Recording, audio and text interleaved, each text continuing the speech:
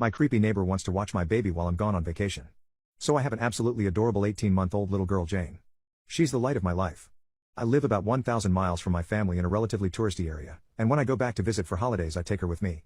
While I was talking with my neighbor about the upcoming trip I was taking in February and how my cousin had asked to use my place when I was gone. My cousin and I are extremely close and he has watched Jane for me in the past. I agreed to let him use the house on the condition that my cousin looks after Jane for me, as this time I am not bringing her due to personal reasons. My cousin agreed as she loves Jane and can't wait. While my neighbor was a bit offended that I wouldn't ask him to, he claims he'd be just as good as my cousin to take care of my little girl. But he said some things when we're over that just make me uncomfortable, about how overweight my little girl is and how I should let her go outside, and if he was looking after her he'd let her go outside and play. The thing about my neighbor is, he is a nice guy but he is on parole. I know him well enough to have a conversation about a holiday, but definitely not close enough to trust him with my baby. I told him this and he seemed a little offended and told me to think about my offer. The weird thing is, he can also be a bit creepy. I have seen him look at Jane